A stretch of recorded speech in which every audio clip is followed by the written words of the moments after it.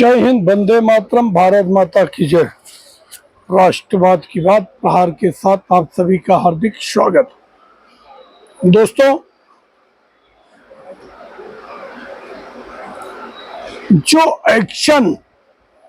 जिस एक्शन के मूड में भारत सरकार और नरेंद्र मोदी अपने तीनों सेनाओं के साथ है, वो एक्शन अब पूरा होता दिख रहा है।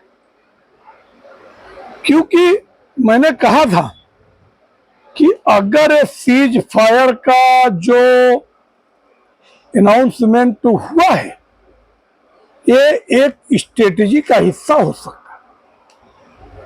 अब जो बातें खुल के आई कि भारत ने पाकिस्तान के 11 एयरबेसों को ध्वस्त करे और 9 आतंकी ठिकानों। इसके बाद अब जो भारत की डिमांड है कि भारत ने दो टूक कह दिया है कि अब बौखलाने से कुछ नहीं होगा। If you have ever ready for talking, तो there is no bilateral talk.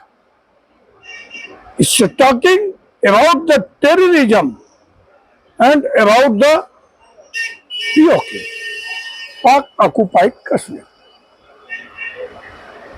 और भारत ने जो डिमांड किया है कि जो भी मोस्ट वांटेड टेररिस्ट है, जिसको पाकिस्तान ने अपने दामाद जैसा पाला है,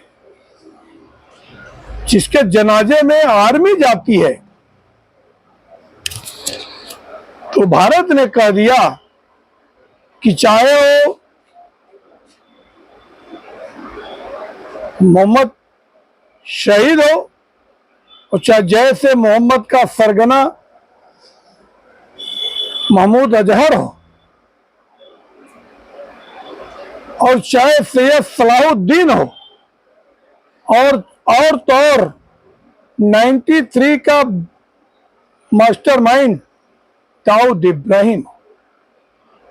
भारत ने सीधे कहा कि या तो तुम मुझे दे दो और नहीं तो जैसे महमूद अजहर के मसूद अजहर का पूरा खानदान निपट गया और पाकिस्तानी हुकूमत की हिम्मत देखो कि उन जिहादियों के लिए 14 करोड़ रुपया, घर में नहीं दाने अम्मा चली भुजाने, कि 14 करोड़ रुपया उनको मुआवजा दिया कि तुम्हारे जो लॉस हुए हैं उसकी मैं रकम दे रहा हूं। और इससे भारत और भी चिढ़ गया और अब तो जो नई डील हुई है रशिया से, ऐसे ऐसे फाइटर बना रहे India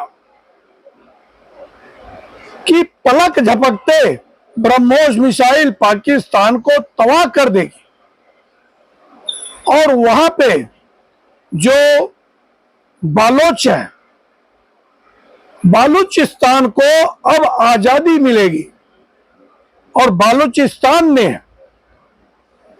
prime minister Narendra Modi को चिट्ठी लिख के भेजा है, आग्रह किया है कि जो जिन्ना लैंड है मुंबई में, वो बालोच के कार्यालय के लिए दिया जाए। यहाँ पे बालोच का दूतावास खुलेगा और पूरे देश में बालोच के लिए समर्थन की आवाज उठ रही है।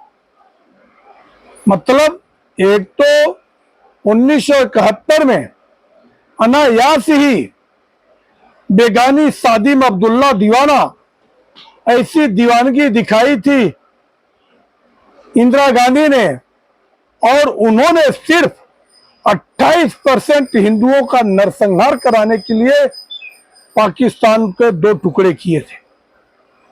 और तो और 71 में यह भी डील हुई थी कि कैसे जो न्यूक्लियर की सीक्रेट डील ये पाकिस्तान आर्मी को इंदिरा गांधी देने वाली थी, ये बड़ा खुलासा हुआ है।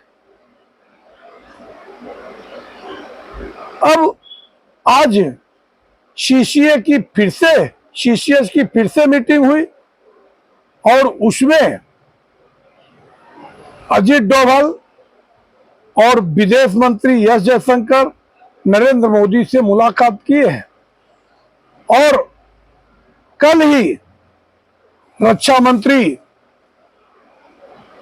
कश्मीर दौरे पर थे। उन्होंने कहा, सेनाओं से मिलने के बाद उन्होंने कहा कि ये जो ऑपरेशन सिंदूर अभी रुका नहीं है, it's not ending, just beginning,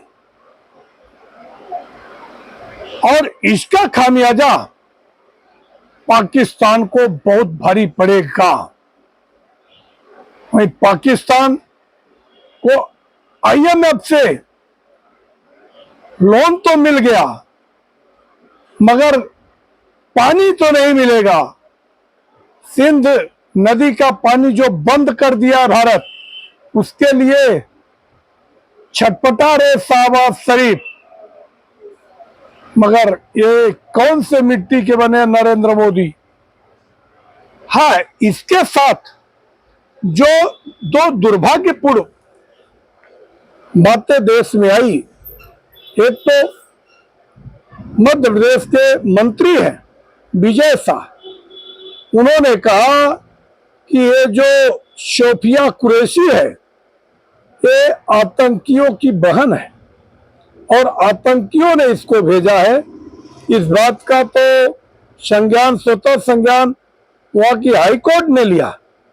मैं भी इसका तो मजम्मत करता हूं, क्योंकि अगर सोफिया कुरैशी वो देश की बेटी है, उसके जज्बे और साहस को नमन करता हूं, सलाम करता हूं।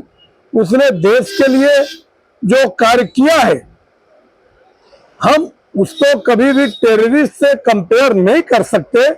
बाकी पूरी एक सोफिया कुरैशी की वजह से पूरे कौम पे हम भरोसा भी नहीं कर सकते।